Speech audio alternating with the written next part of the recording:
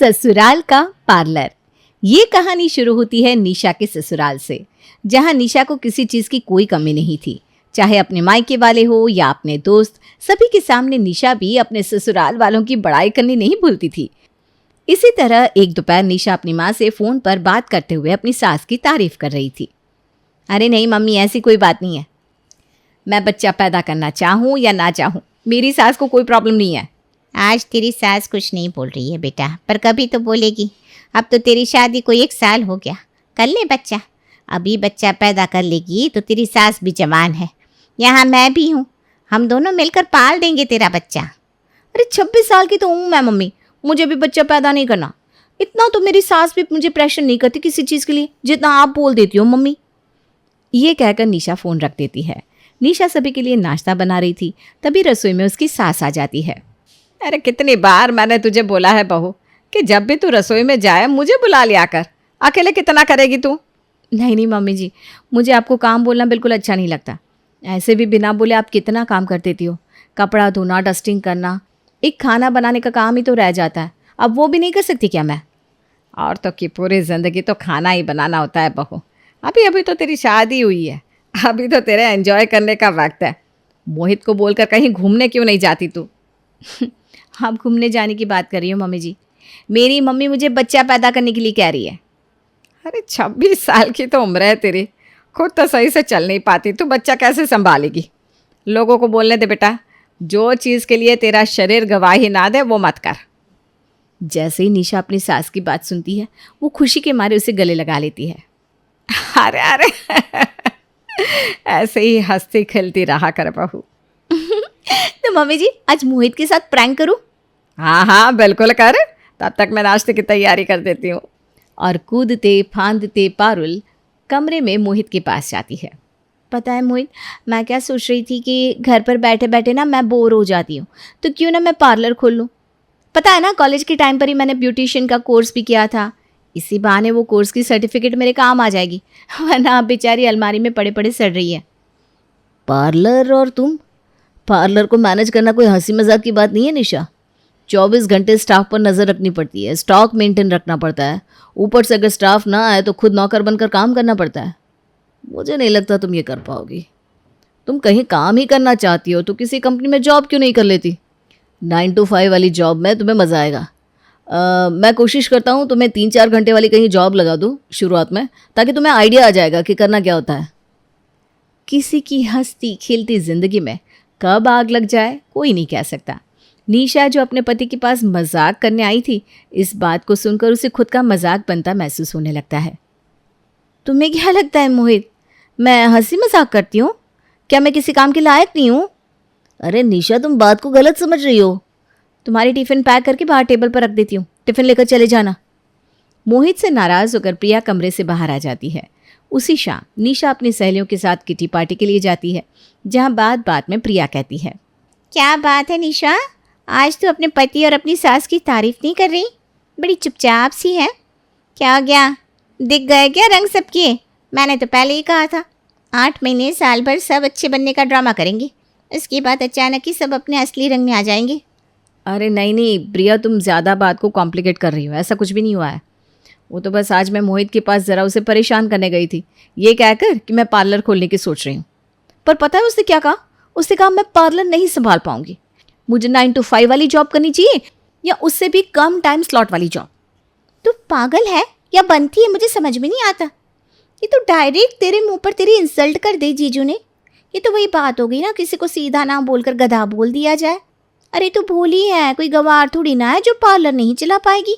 इतना बड़ा ससुराल संभाल सकती है, 28 साल के पति को संभाल सकती है, तो पार्लर क्यों नहीं संभाल पाएगी तू?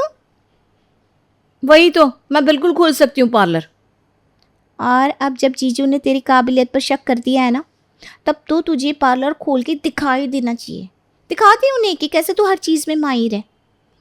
और किटी पार्टी से घर जाती ही निशा मोहित के आने का इंतज़ार करने लगती है। रात को डाइनिंग टेबल पर जब सभी साथ में होते हैं, निशा मोहित से कहती है, मुझे पार्लर खोलना है।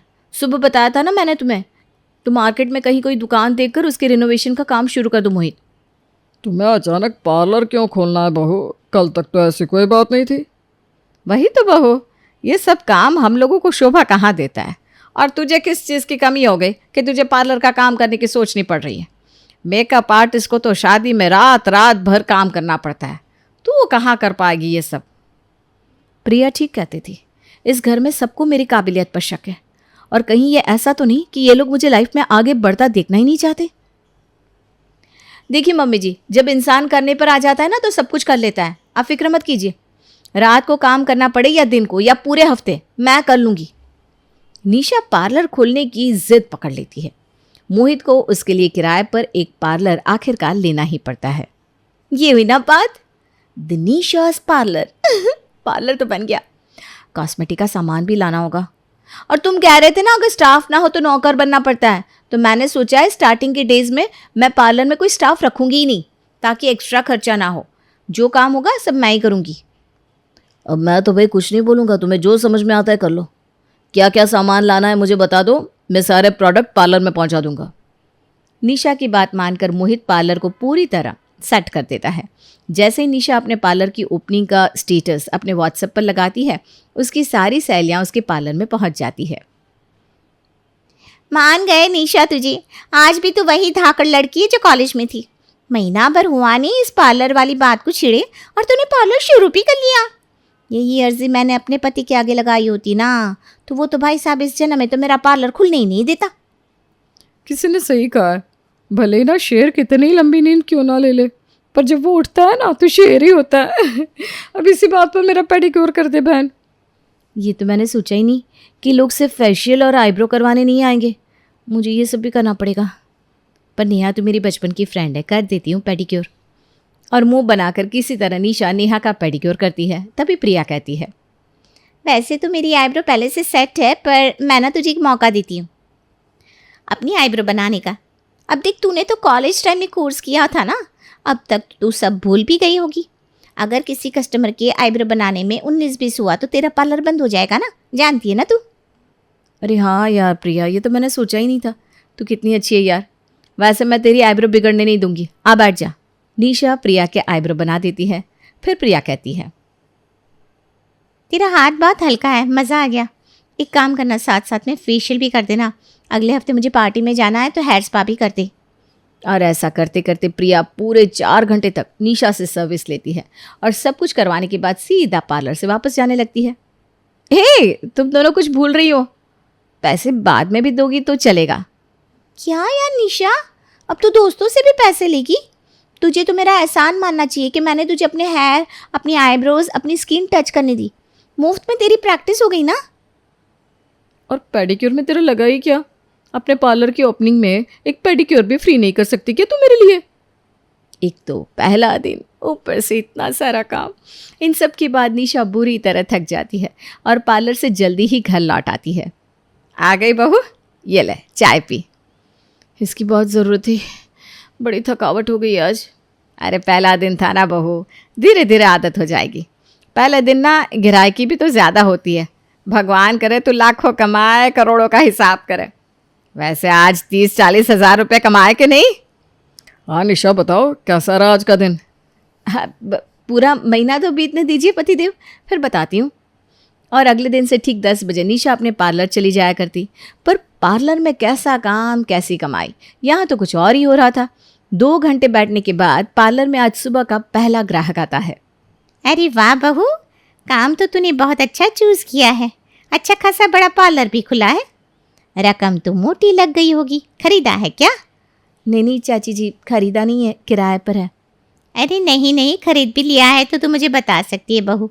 मैं कौन सा तेरी तरक्की से जल जाऊंगी? हाँ, ऐसे भी हिस्से के वक्त तेरी सास को अच्छा खासा हिस्सा मिला था, वो तो खरीद ही सकती है।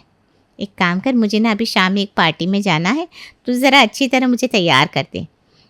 मुझे साड़ी ना लहंगे की तरह पहना दे। साड़ी मैं लेकर आई हूँ, और बाल सेट कर दे, और मेकअप जो भी मुझ पर सूट करे। ज़्यादा मत करना, हल्का फुल्का बस। आज तो अच्छी कमाई होगी। और हल्का हल्का कहकर सुषमा निशा से अच्छा खासा काम करवा लेती है। अपनी चाची सास की साजिश क्या है, इससे बेखबर निशा उसे अच्छी तरह तैयार कर देती है। अरे वाह बहू, देख कर लगता ही नहीं कि ये मेरा चेहरा है। मैं अपनी बहू को भी ना तेरे पास भेज दिया करूँगी। तू उसे भी ज़रा ये छोटी मोटी चीज़ें सिखा देना ताकि मुझे ये साड़ी पहनने के लिए बाहर ना जाना पड़े। ये चाची जी पैसे की बात क्यों नहीं कर रही हैं? अब आप 2 मिनट बैठिए चाची जी, मैं अभी बिल निकलवा देती हूँ। अभी इतने से काम के लिए तो बिल निकलवाएगी बेटा? तेरा पति मेरी गोद में ही खेल कर बड़ा हुआ है। बच्चे जब काम करने लगते हैं तो बड़े फायदे तो उठाएंगे ना। ये तो तेरा फर्ज बनता है। समझ ले तू अपना कर्ज उतार रही है। चल अब मैं चलती हूँ। वैसे बहुग्राह की तो ज़्यादा रहती नहीं, तो 5-5 कुर्सियाँ क्यों लगा कर रखी है तूने? एक काम कर, मैं अपना स्टाफ भेजती हूँ, एक कुर्सी ना उनके हाथ मेरे घर भिजवा दे। वो क्या है ना, घूमने वाली कुर्सी चुभती नहीं, मुझे बैठने में थोड़ा आराम हो जाएगा।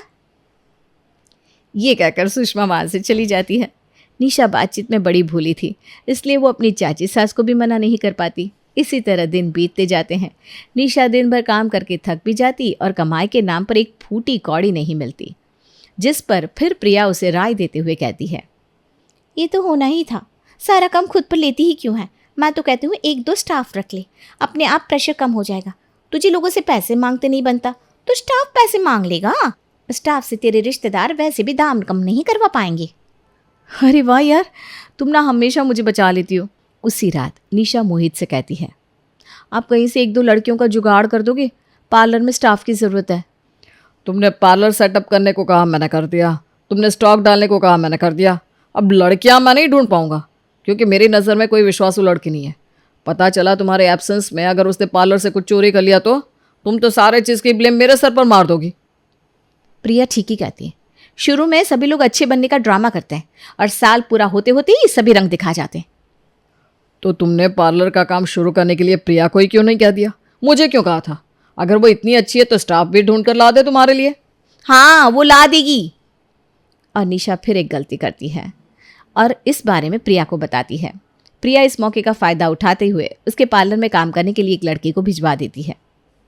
देख रिम्पी, तुझे ना प्रिया ने भेजा है, इसलिए मुझे तुझ पर पूरा भरोसा है। मुझे आज एक पार्टी में जाना है, तू पार्लर संभाल लेना। हाँ, आज तक जिस ससुराल में निशा के ससुर के नाम से कार्ड आते थे, वहाँ आज पहली बार निशा के नाम से कार्ड आया था। देख लिया मम्मी जी, देख लिया मोहित, कैसे मेरा पार्लर खुलते ही मैं फेमस हो गई। अब लोग मेरे नाम का कार्ड भेजते हैं। लोग तुम्हारे नाम का कार्ड क्यों भेज रहे हैं ये तो मैं समझ चुका हूँ, पर शायद इस पार्टी में जाने के बाद तुम भी समझ जाओ। निशा पार्टी में पहुंचती है, जहां लड़की की माँ उसे सीधा दुल्हन के कमरे में ले जाती है।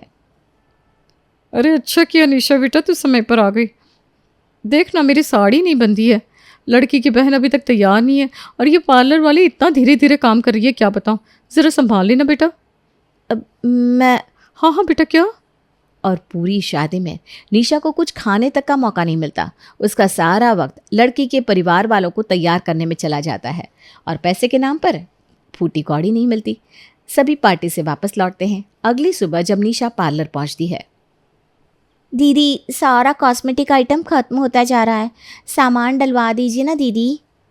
अरे परसों ही तो मैंने प्रोडक्ट्स मंगवाए थे, इतने तो कस्टमर भी नहीं है, कैसे ख़त्म हुआ सब? वैक्स की क्रीम मंगवाई थी, कहाँ चली गई?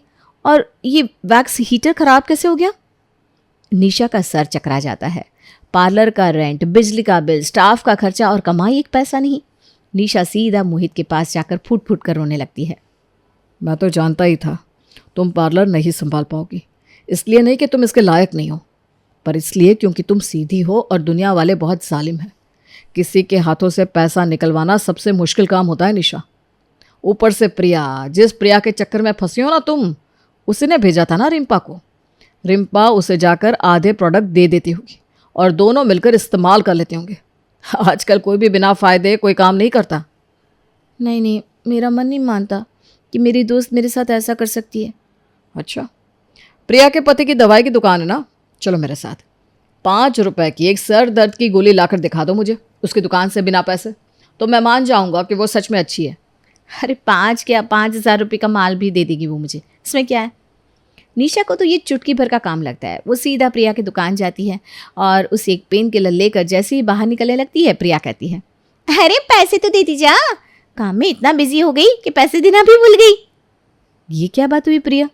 तू तो मेरे पार्लर आकर सब कुछ फ्री में करवा जाती है और मेरे वक्त 5 रुपए की दवाई भी तुझे भारी हो गई।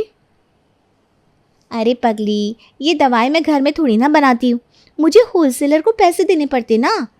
वैसे भी मैं तो तुझे खरीदी के भाव में दे रही हूँ, बाकियों को तो 7 रुपए में देती हूँ। तेरी कसम, हाँ गल्ले पे बैठी हूँ, तुझसे झूठ थोड़ी ना बोलूँगी। और तेरे से कमाऊँगी क्या मैं? तेरा क्या है, तेरी तो सिर्फ मेहनत जाती है, हमें तो यहाँ क्रेडिटर को जवाब देना पड़ता है। तेरे जैसा थोड़ी ना है कि पति को फ़ोन किया और सारी चीज़ जुगाड़ होगी। और प्रिया की बात सुनते ही निशा की आंखों से पर्दा हट जाता है। वो समझ जाती है कि कैसे उसके रिश्तेदार, उसकी सहेली उसका फ़ायदा उठा रहे हैं। वो मोहित के पास जाती है। मुझे माफ़ कर दो मोहित, तुम और मम्मी सही थे, मैं गलत थी जो उन लड़कियों का भरोसा कर लिया मैंने। मुझे नहीं चाहिए ऐसी सहेलियाँ, मैंने तोड़ दी है सबसे दोस्ती। मैं घर पर ही खुश हूँ, मुझे नहीं चलाना कोई पार्लर वार्लर। अब निशा को समझ में आ जाता है कि हर शख्स जो आपके शुभ चिंतक बनने का ड्रामा करता है वो सच में आपका शुभ चिंतक नहीं होता।